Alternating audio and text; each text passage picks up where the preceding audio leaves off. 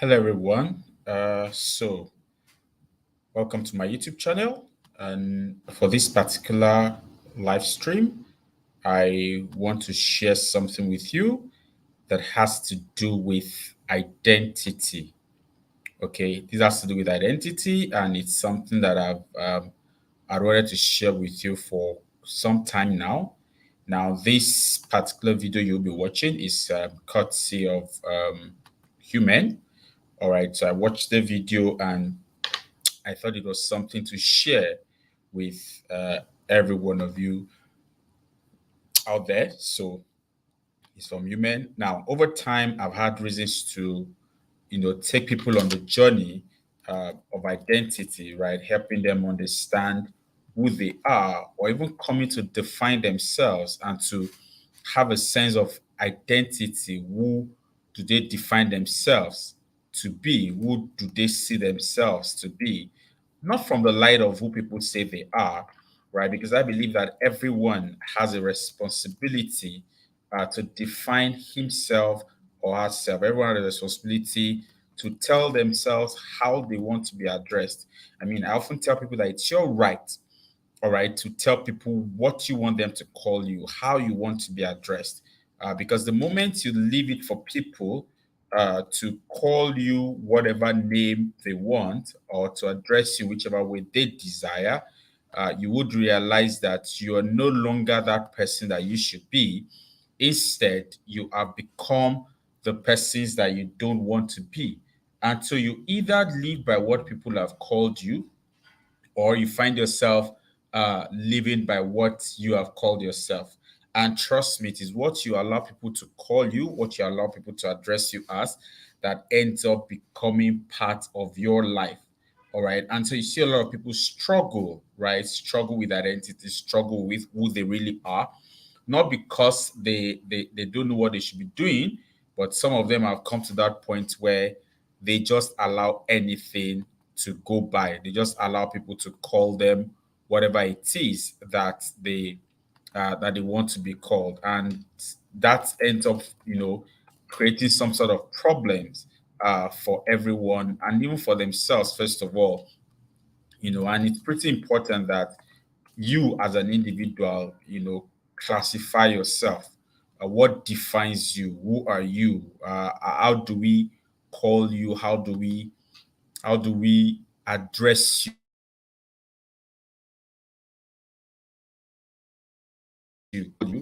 that people will call you? Don't allow people to by themselves pick what they want to address you at. I remember growing up as a child, I used to be called certain names at home, right, and certain names in school, and I wasn't very much uh, happy about that. I wanted a unique identity across board. I wanted to be known for one thing, both at home and at school.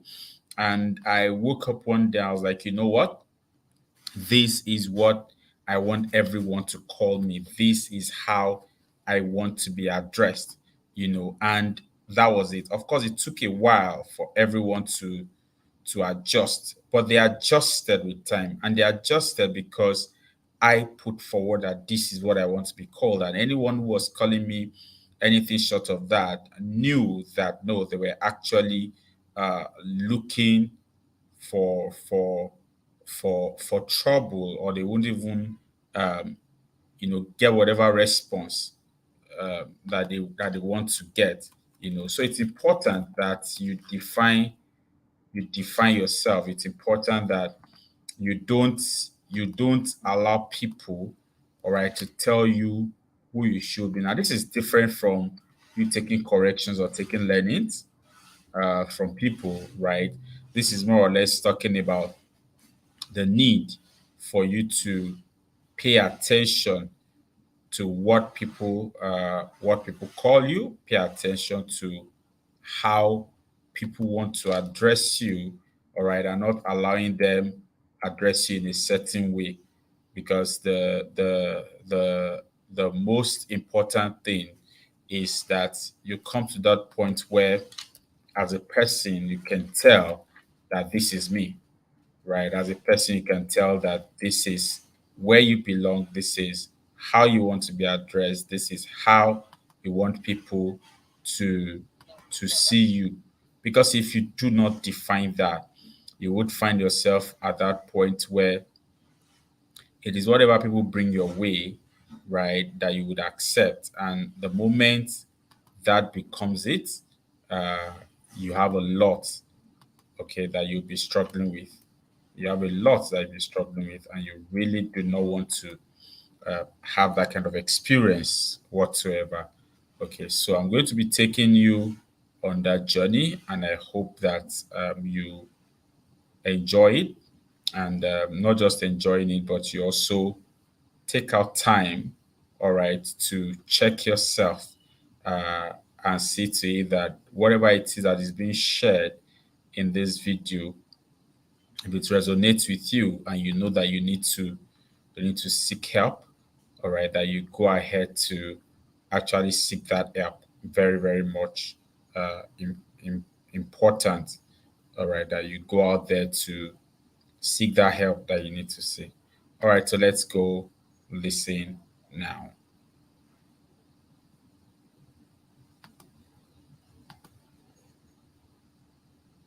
Career defines your identity? I've never, to be honest, I've never had two identities. I know a lot of people, they have an identity for themselves and they have an identity that is in the public eye. I'm not trying to bullshit anyone about who I am. What I put out there is pretty much me, whether people like it and whether they don't. So I've never really let the industry or the industry I'm in define me.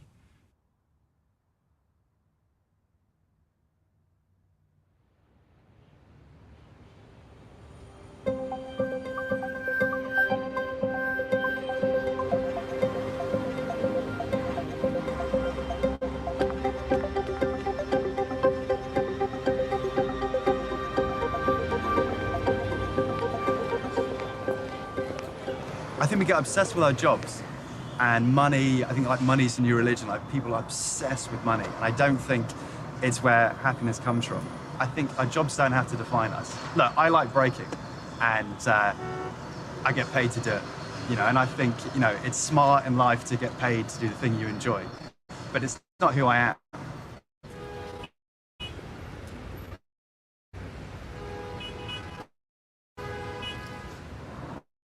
Things that I used to worry about the most are not the things that really matter in life. You know, when something truly awful happens to you, it's something you've never worried about a second in your life. You know, it's just totally out of the blue, something you're completely unprepared for. Those are the things that rock your world. The stuff you spend your life getting super anxious about, I think ultimately probably aren't really worth worrying about too much. Oh, I'm not going to go into the specifics. I think, you know, everyone likes to air their dirty laundry in public. I've dealt with it, I've talked about it, and I'm happy with that. But it's, you know, my personal life's my personal life, and my public life's my public life. Are you in the public eye? No, I think I just met you 5 minutes ago. I'm not, you know, I'm being as authentic as I can be with a complete stranger.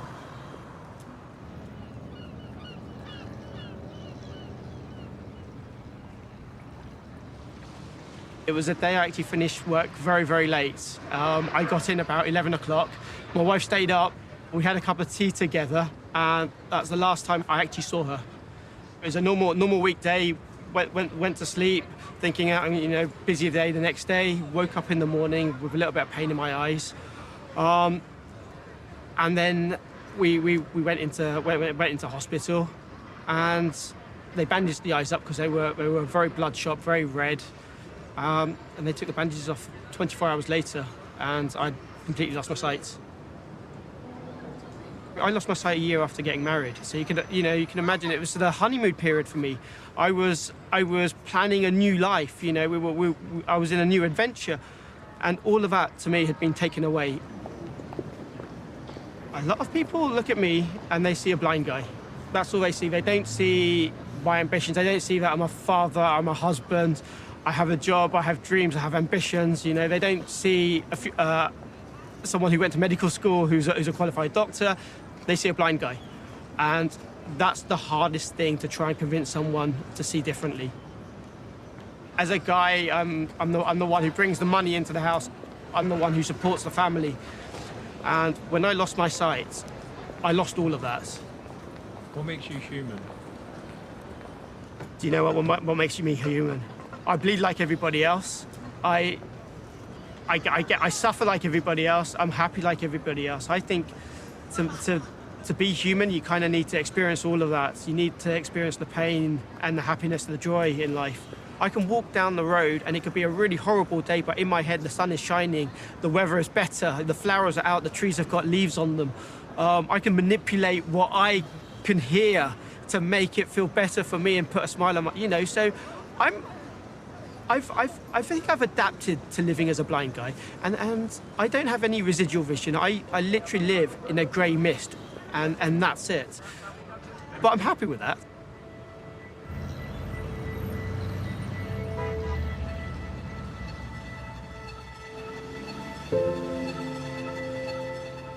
You go through periods where if you're busy throughout a day, you can back things off, you can back problems off. But then once you turn a light off and it's just you and your brain on your own in a dark room, it can, that's when my wheels start to turn a bit quicker than I'd like them to. That can become a real problem.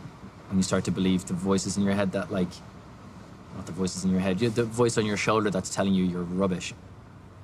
There's times I've completely psyched myself out of a job before it started. I made myself ill. You know, I was so sick, I felt so nauseous, and I had headaches and wasn't sleeping. Because I felt like I was a fraud and that I had gotten the job for X, Y, and Z reasons, not on merit, and that I'd be found out. You know, I'd never work again, and this was before I'd opened my mouth about it. You said you didn't have many friends at school. What would you say loneliness is to you? I think, well, in my world, or in our world, maybe it's being permanently surrounded by people but still feeling completely isolated. That's certainly what it was for me then, if we're talking about childhood. And what's tough then is that, like I said, you're not equipped with the tools to deal with it, or even fully to understand it. You just know that this isn't really right, and I don't like it, and it's not something your parents can fix. So what are you supposed to do? You know. How would you describe the relationship with your parents? I don't really want to get into that. I don't really want to get into my parents too much more, if that's okay.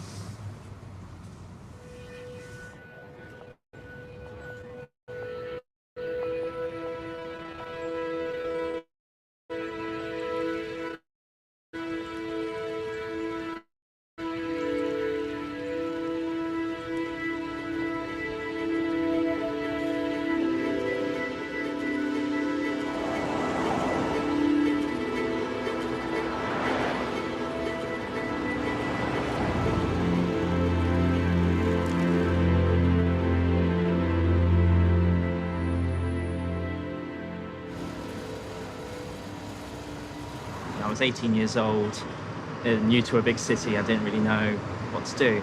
I'm gonna meet people, I'm gonna go out drinking, and that led to me getting myself in very uncomfortable situations. I was in Shoreditch somewhere, and I was left on my own. I went and sat on some steps. I was crying, and I asked a policeman to help me, and he didn't. He can't remember exactly what he said, but he just kind of dismissed me as like a drunken idiot. And then I went home, and that was one of the first times that I self-harmed. I cut myself with a kitchen knife. Yeah. Initially, it was just on my forearm, and then I started doing it on my inner thigh, on my face. I planned my suicide multiple times. Never attempted it properly, so I guess I always managed to get myself out of those feelings just in time. I mean, school was tough. The bullying was quite bad. I think people underestimate how much bullying at that kind of age can affect you in the future as an adult. The future scares me, and there have been times in the past few years where I've kind of come to terms with the fact that there wouldn't be a future.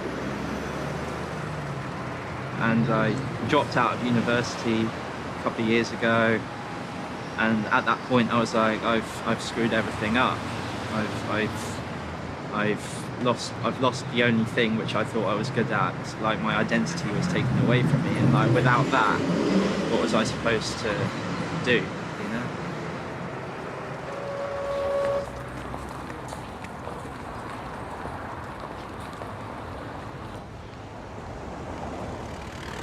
In junior school, I was captain of everything, captain of all the teams, and the football teams and the cricket teams and everything.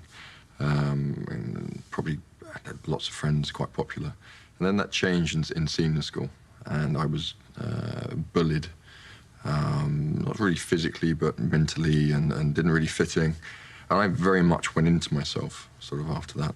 It does make it very hard to probably not open up to people, but to talk. I just do everything myself, and I don't really speak about it, and I don't trust that many people as well. What do you think people's perception of you is? Millions, probably about millions of examples. Thinking off the top of my head, it's that you're pigeonholed, you're stereotyped, you're seen as an underwear model. You're instantly thick. You haven't got a brain inside you. I was directing a film, and we had yachts and helicopters and everything for this film. And the guy who was in charge of all of those things, who kindly sort of like loaned all to us for the film, and he said to me, Dave, I'll be totally honest, when they came to me and said David Gann's directing, I was just like, why do I want the underwear model guy who sits around in his pants? Like, why do I want him around on my boats? What is this? When I heard there was this super yacht owner and you had all these toys, and did I have a typical view of you? No, I just took you at face value. And you said that you learnt to rely on yourself and that you find it hard to trust people. Why did you think that is? I'm quite a loner. I've been in my industry for 16 years, and I said before, you're alone most of the time. You can go days without really talking to people. There's stresses, there's pressures, and sometimes it will just build and build and build over a number of months, and that will come out as anger, but it will come out with anger at the wrong point. So then it will be a very, very small thing that will light the fuse, and people are, why are you getting so angry? Why have you lost it at this thing, at this point? It's got nothing to do with that point whatsoever. You think you're alone. Everyone thinks that no one's had problems like mine. They're not feeling the same thing. And then when you start talking to people, everyone comes like, oh God, yeah, that's so true. That's me. That happens to me. And I think younger guys are realizing that, yeah, everyone's has been there before, and it's nothing new. But everyone has been scared. Everyone has been through tough situations.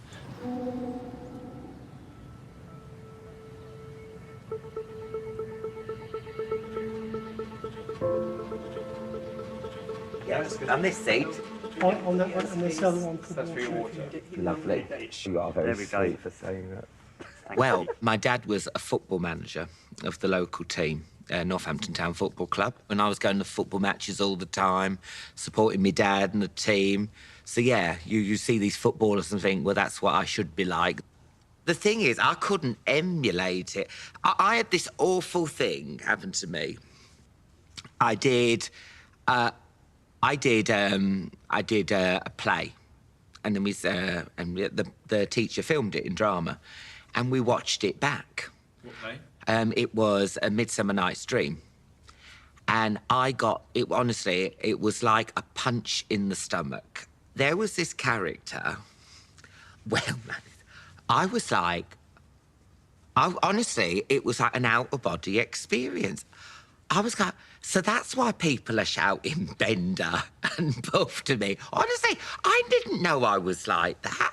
It was like, oh my God, I basically was voguing through this thing. And then I remember something really sad that, this really hurts me. Someone went up to him in the town and said, everyone knows your son's gay, said it to him.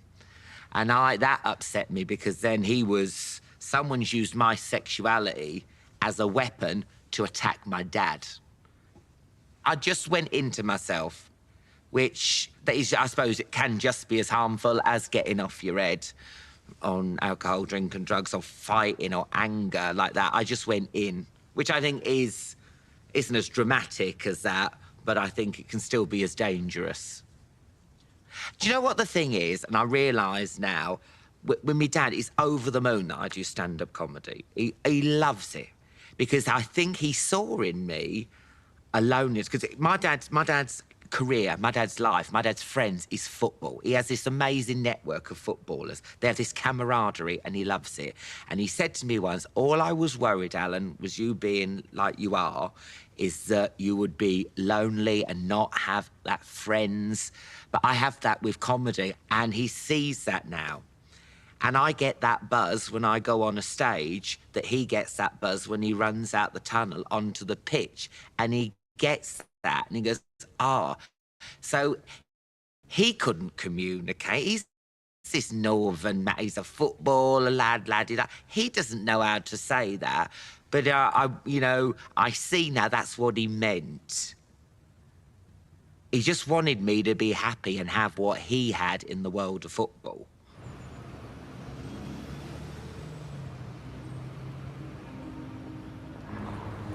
You foolishly think, right, I'm meant to know the answers. You're not meant to know the answers. You got to have failures, you got to mess up, you got to look a dick. You can fail, you can fuck up, you can. You're only 20, you've got your whole life ahead of you. Make your mistakes then. It is amazing. I should work for Hallmark. Yeah.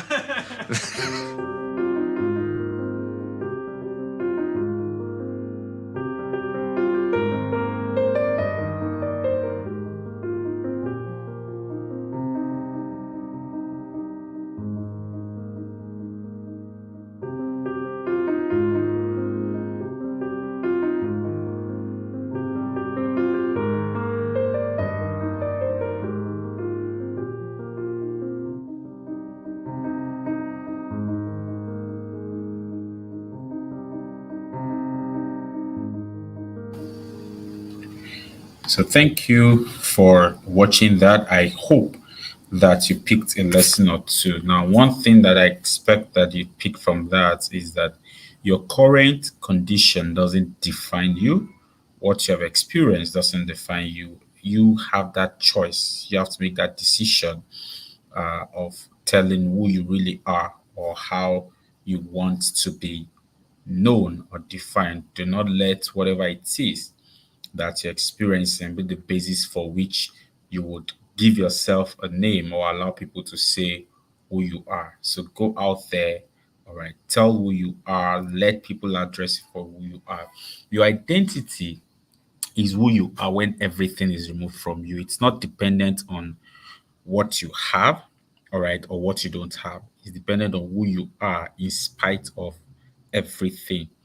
All right. So the real deal is, who is this person in spite of everything? Who is this person when everything is removed, from you? And how do you see yourself in spite of everything removed from you? So go out there, be who you should be. All right. Don't let anyone make you feel less of yourself. Be who you should be expressive, own your identity, and watch yourself, take up mountains, watch yourself become a big deal, watch yourself being respected, by everyone and anyone.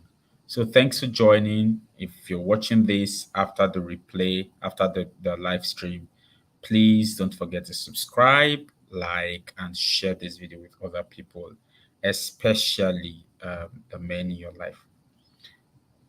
I'll see you some other time. Bye for now.